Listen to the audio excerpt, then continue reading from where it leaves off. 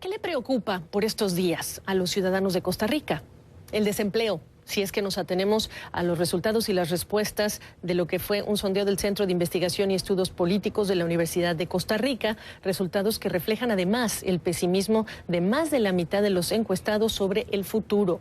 76% califica como mala la situación económica y solo el 16% se dice optimista sobre el porvenir. Y todo esto mientras el gobierno del presidente Carlos Alvarado acaba de suspender por un año el plan para mezclar etanol con gasolina súper, un plan al que le llovieron críticas, recursos de inconstitucionalidad, recursos de amparo, estudios de otros países que cuestionan justamente el beneficio de mezclar la gasolina con el etanol por el impacto que tiene sobre los autos, los motores y por lo tanto el mayor consumo de gasolina. De esto también escribió un personaje que es polémico, un analista polémico en su propio país, Juan Carlos Hidalgo del Instituto Cato, así que me preparo para ver qué es lo que van a decir quienes te vean esta tarde. Pero quería empezar con esta encuesta porque la preocupación de los ciudadanos es distinta de la que en este momento estamos escuchando hablar al gobierno. Eso no quiere decir que no se esté haciendo nada, pero ¿qué me dices tú? Buenas tardes, Gabriela. Sí, en este momento Costa Rica está viviendo una coyuntura económica muy difícil. Tenemos una tasa de desempleo del 12%, una informalidad que va en aumento, una tasa de pobreza, un nivel de pobreza que aumentó en un punto porcentual el año pasado y es muy probable que este año vuelva a aumentar debido al aumento en el desempleo.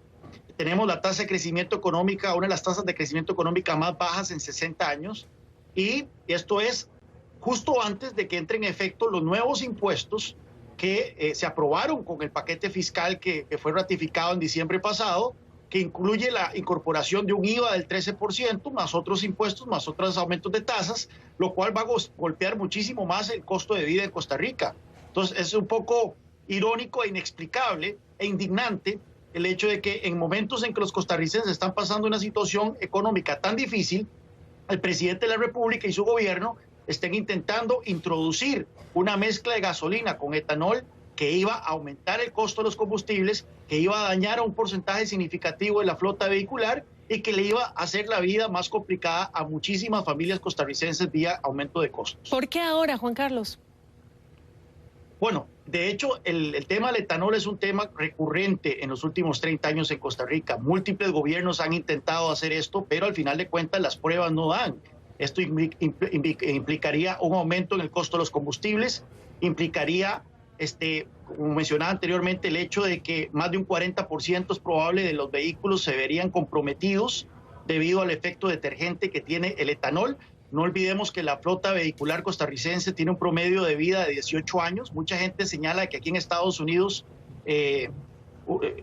ya existe la mezcla, el mandato de la mezcla del etanol, pero la flota vehicular de Estados Unidos tiene un promedio de edad mucho menor que el costarricense, debido a los altos impuestos de importación que tenemos en Costa Rica. Así que esto se ha venido intentando varias veces, pero esta vez bajo la agenda de descarbonización del presidente, que es su proyecto favorito, se presentó como la primera política, la punta de lanza de este proyecto de descarbonización.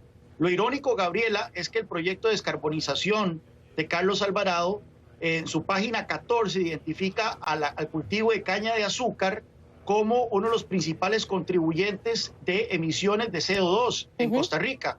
Y sin embargo, una de las primeras políticas o la primera del Plan Nacional de Descarbonización iba a ser introducir el etanol con la finalidad manifiesta de incentivar el cultivo de caña de azúcar en Costa Rica. Entonces, nuevamente, hay un tema ahí, una gran contradicción de la política gubernamental que da paso a especular de que esto, más que un tema ambientalista, es un tema de mercantilismo puro y duro.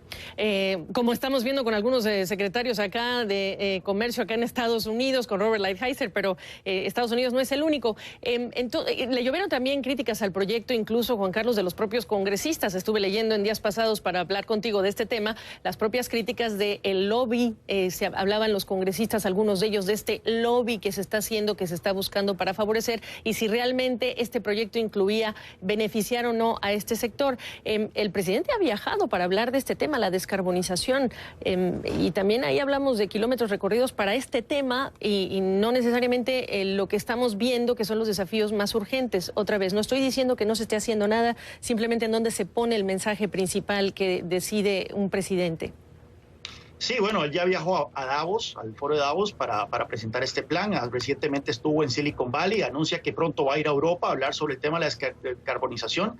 Y no es que no se está haciendo nada, hay ciertas cosas que se están haciendo en materia de reactivación económica, construcción de infraestructura, reducción de tiempos de espera para permisos de impacto ambiental, para permisos de salud, pero no son reformas estructurales profundas como las que Costa Rica necesita para generar la cantidad de empleos necesarios para reducir esa tasa de desempleo que está en el 12%. Incluso bajo las mismas metas del gobierno, esperan que para el 2022, que es el último año de esta administración, la economía esté creciendo a un 3.5% anual, que es casi que un punto porcentual menor que el promedio histórico de Costa Rica en los últimos 25 años. Presenté este tema preguntando si había equivocado el gobierno de Carlos Alvarado al presentar esta propuesta. Ojo, que dice que se suspende por un año, no se ha retirado. ¿Qué me dices? Bueno, de hecho ya prometieron de que durante este año van a informar a la opinión pública costarricense, lo que probablemente involucre una campaña de propaganda multimillonaria en momentos en que el país tiene una delicada situación fiscal. Nuevamente, la pregunta que tenemos que hacernos, Gabriela, es ¿cuál es el beneficio de esto? Si va a encarecer el costo de los combustibles en un país que ya de por sí tiene elevados costos, elevado costo de vida, si va a dañar a una porción importante de la flota vehicular, y si no tiene efectos ambientales concretos, y esto es un tema muy importante, el etanol, y hay muchísimos estudios que muestran que no es bueno para el ambiente. Entonces la pregunta que debemos hacernos es, ¿cuál es el beneficio de esto? ¿Por qué la insistencia de la administración Alvarado en introducir el etanol? Hasta el momento la administración Alvarado no ha logrado contestar esa pregunta y de ahí la suspicacia de la opinión pública costarricense. Estoy segura que los vamos a escuchar vía Twitter, en redes sociales, tú y esta servidora, así que nos compartiremos estos comentarios. Juan Carlos, gracias. Un placer como siempre.